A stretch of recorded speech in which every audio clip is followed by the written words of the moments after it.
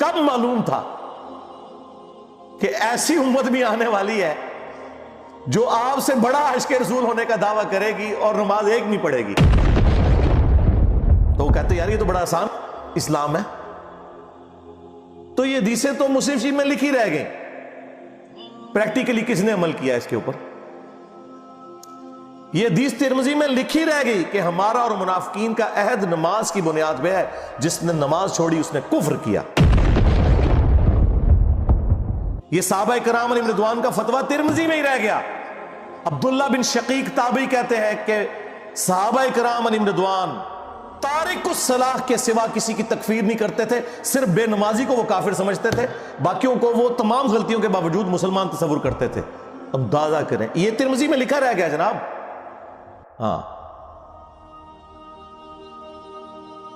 ہم جب چیخ چیخ کے یہ باتیں بیان کرتے ہیں، لوگ کہتے ہیں یار یہ کس قسم کی باتیں کر رہے ہیں، یہ کہاں پہ لکھی ہوئی ہیں؟ سرکار کتابوں میں لکھی ہوئی ہیں. یہی تو ہم آپ سے کہہ رہے ہیں کہ مرنے سے پہلے اے مسلمان کر لے اس پہ غور، کتابوں کا خدا اور ہے، بابوں کا خدا اور.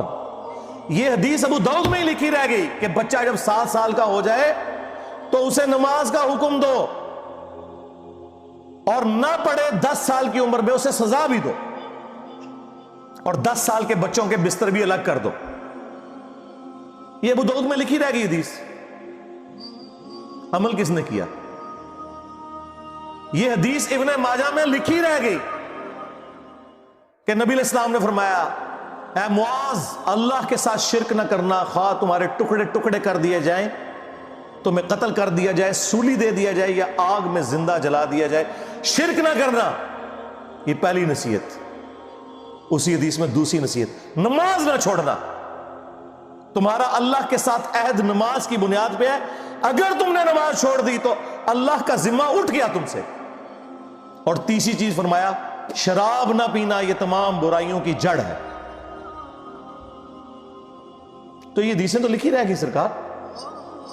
یہ حدیث مسند احمد میں ہی لکھی رہ گئی کہ نبی علیہ السلام نے فرمایا کہ نماز قیامت کے دن نمازی کے لیے دلیل، نجات اور نور ہوگی، اور جو نماز نہیں پڑھتا قیامت کے دن نہ اس کے لیے کوئی دلیل ہوگی اللہ کے حضور بچنے کی، نہ نجات اور نہ کوئی روشنی، نور جو پولیس رات سے گزرنے کے لیے قرآن میں آیا نا، وہ نور. اور پھر نبی علیہ السلام نے فرمایا کہ بے نمازی کا حشر اسی حدیث میں آتا ہے، فرعون، قارون اور حامان اور امیہ ابن خلف کے ساتھ ہوگا. ہاں جی، کچھ بھی ہے تیرے محبوب کی امت سے ہے. محبوب تو پہلے ہی بتا گئے ہیں کہ بے نمازی تیرا حشر تو فرعون کے ساتھ ہونا ہے، تیرا حشر قارون کے ساتھ ہونا ہے، امیہ ابن خلف کے ساتھ ہونا ہے. اور یہ تو میں آپ کو صرف ایک بات کر رہا ہوں. اب اگر میں قرآن کی توحید بیان کرنا شروع کروں تو قرآن کے پہلے صفحے کا ٹیسٹ دنیا کے کروڑوں مسلمان پاس نہیں کر سکتے. ایاک نعبد و ایاک نستعین، یہ قرآن میں لکھا رہے گا. ماشاءاللہ فجر کی نماز میں یہ پڑھ کے نکلتا ہے، اور مسجد کے ساتھ جو دربار ہے ریگولرلی حاضری دے کے اس بابے سے بھی مانگ کے گھر آتا ہے. تو کیا نماز تو پڑھی؟ تو مسلمان ہے،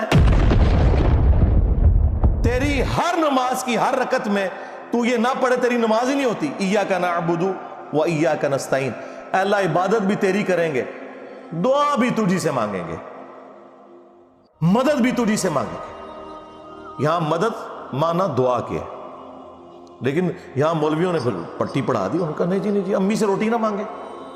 اندازہ کریں قرآن کا مذاق اڑا رہے ہیں، حالانکہ انہیں پتہ ہے کہ قرآن میں یہ آیت موجود ہے وَتَعَاوَنُوا عَلَى الْبِرِّ وَالتَّقْوَى وَلَا تَعَاوَنُوا عَلَى الْإِثْمِ وَالْعُدْوَانِ، نیکی اور پرہیزگاری کے کاموں میں ایک دوسرے کی مدد کرو اور برائی میں الگ رہو.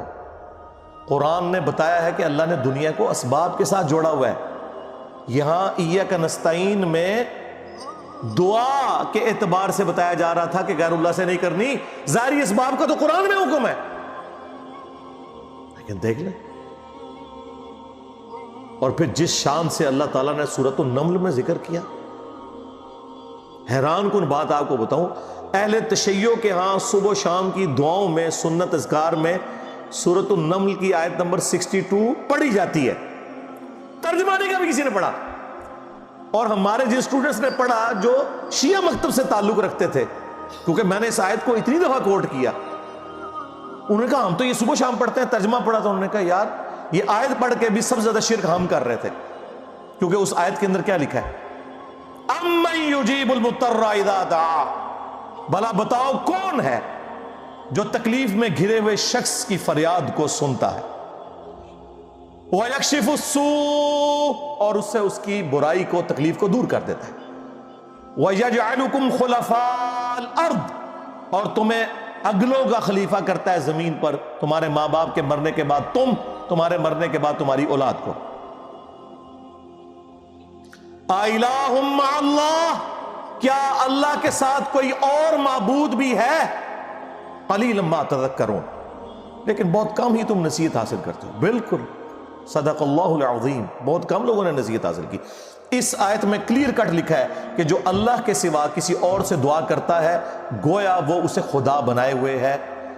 یا علی مدد کا مطلب سادہ نہیں ہے، اس کا مطلب ہے کہ آپ نے مولا علی کو اللہ کے مقابلے پر خدا تصور کر دیا۔ نہیں جی ہم تو انہیں اللہ کا بندہ مانتے ہیں، نہیں جناب، قرآن تو یہ کہتا ہے کہ اللہ کا بندہ مان کے یا بغیر بندہ مان کے۔ جب تمہارا یہ عقیدہ ہے کہ اللہ کے سوا کوئی تمہاری تکلیف دور کر سکتا ہے، جی پیچھے اللہ ہی ہے، اچھا اللہ پیچھے رکھ رہے ہیں؟ یہ دیکھیں حدیث میں لکھا ہوا ہے نماز کا طریقہ، اور نہیں جی ہمارے امام صاحب نے بھی تو وہی کچھ بتایا نا، پیچھے تھے اتنے بھی نبی علیہ السلام نے، نبی علیہ السلام پیچھے رکھنے کے لیے؟ میرے نبی صاحب ہے ہی کوئی نہیں، تیرے بابے تھے شاہ ہی کوئی نہیں، اللہ پیچھے، رسول پیچھے، آگے تمہارے بابے۔ عزتیں اویل کی ہیں تم نے اللہ اور اس کے رسول کے نام کے اوپر، چندے کھائے ہیں تم نے رسول اللہ کے نام کے اوپر صلی اللہ علیہ وآلہ وسلم، سواریاں سوار کی ہیں تم نے مکے اور مدینے کے نام کے اوپر، اور غداری کی ہے اپنے دین کے ساتھ، ممبروں پہ چڑھ کے کہتے ہو قرآن و حدیث ڈائریکٹ نہ پڑھنا گمراہ ہو جاؤ گے۔ واہ، یہ کوئی یہودی یا نصرانی آ کے بات کرے ہم منہ توڑ دیں، جس طرح آج آگ لگانے کے اوپر قرآن کو ہمیں کتنا غصہ چڑھا ہوا ہے۔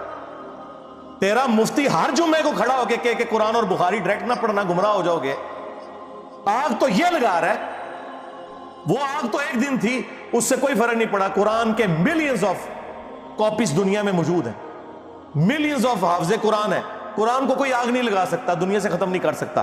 اصل جو چور چھپا ہوا ہے نا وہ تیرے اندر چھپا ہوا ہے، جو یہ علماء ہیں، شیاطین، جنات اور انسانوں میں سے شیاطین، جو تمہیں یہ کہہ رہے ہیں قرآن حدیث ڈائریکٹ نہ پڑھنا گمراہ ہو جاؤ گے، اور تم کہتے ہو مفتی صاحب نے فرما دیا۔ سبحان اللہ،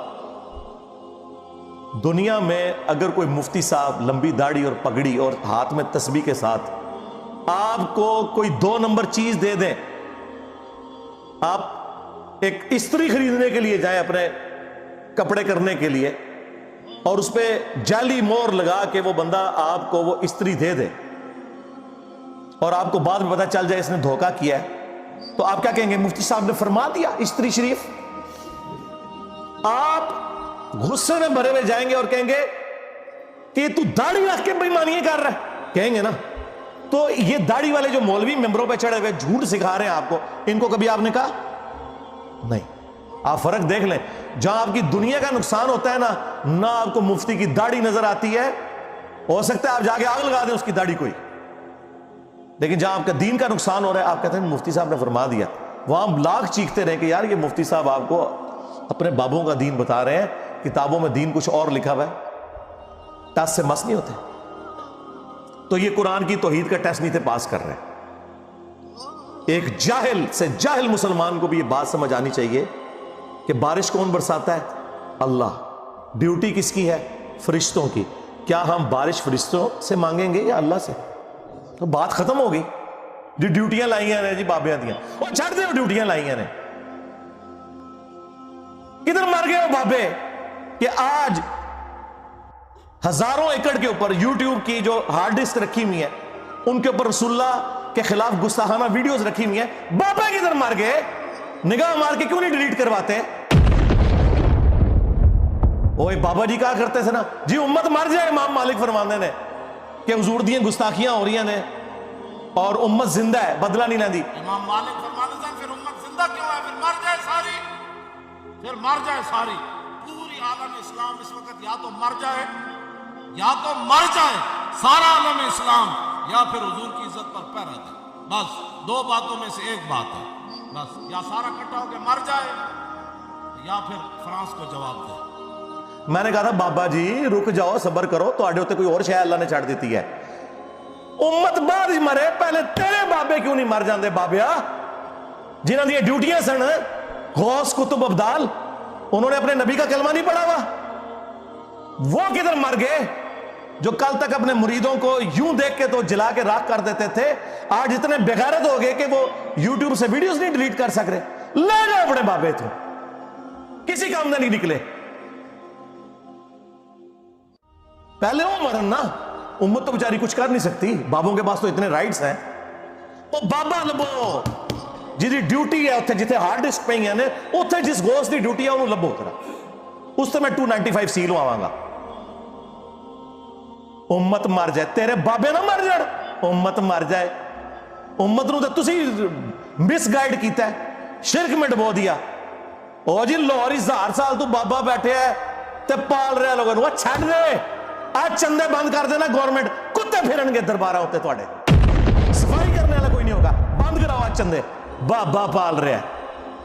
تواڈے چندے تے پلدے نے تے تسی کہتے ہو بابا پال رہے ہیں. شرم کی کوئی انتہا ہوتی ہے. یہ لوگ بات کرتے ہیں کہ قرآن جل گیا تو پورے ملک کے اندر ہنگامے کھڑے کیے ہوئے. قرآن تم لوگوں نے جلایا ہے شرک پھیلا کے. ویسے تو کہتے ہو ہم سنی ہیں. سنی وہ ہوگا جو بخاری مسلم کے طریقے کے مطابق جو رسول اللہ کے احادیث نقل ہوئی ہیں صلی اللہ علیہ وآلہ وسلم، رکوع میں جاتے وقت اور رکوع سے اٹھتے وقت رفع الیدین کرے گا. یا سنی وہ ہوگا جو اپنی پبلک کو یہ جھوٹ مشہور کرے گا کہ جی بغلیں بت رکھ کے آندے سن تاں رفع الیدین ہوتا سی. واہ واہ، جس شخصیت کے ساتھیوں میں سیدنا عمر، سیدنا حمزہ، سیدنا علی جیسے دلیر اور اللہ کے شیر ہوں، اتنے لوگ بت رکھ کے تے حضور دے پیچھے آگے لوندے سر. اب گل کرنے لی کرو کوئی، سب کچھ جھوٹ نکلیا تھوڑا.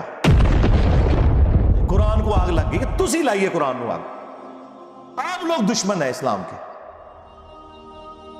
اس سے بڑی کیا دشمنی ہوگی جو لوگوں کو کہتا ہے قرآن و سنت سے جوڑو، اس کو کہتے ہیں جی یہ لوگوں کو گمراہ کر رہا ہے، ہمارے بزرگوں سے ہٹا رہا ہے. جی بالکل اعلانیہ میں کہتا ہوں کہ میں آپ کے بزرگوں سے آپ کی پبلک کو ہٹا رہا ہوں، اس لیے نہیں کہ اپنے ساتھ جوڑوں، کیونکہ نہ تو میری کوئی چندہ بک، نہ میرا کوئی مدرسہ، ہاں نہ میری کوئی مسجد. چندے آپ کو دیں، نمازیں آپ کے پیچھے پڑھیں. ہم توڑ رہے اس لیے نہیں ہے، آپ کے بزرگ ویسے اس لیے توڑتے تھے کہ کسی سے توڑ کے اپنے ساتھ جوڑیں. اصل میں نا انہوں نے یہی جرم کیا، یہ سمجھتے ہیں دوسرے بھی یہی کچھ کرتے ہیں. بندہ خود چور ہے نا، دوسرے کو ہی سمجھتا ہے. یہ آپ صحیح کہہ رہے ہیں، یہ ایسے ہی ہوتا رہا. لیکن آج جو شخص آپ پہ اللہ تعالیٰ نے مسلط کیا ہے نا، یہ شخص آپ کے بزرگوں سے توڑ کے اپنے ساتھ نہیں جوڑ رہا، یہ اس کے ساتھ جوڑ رہا ہے جس کی قبر مدینے میں صلی اللہ علیہ وآلہ وسلم.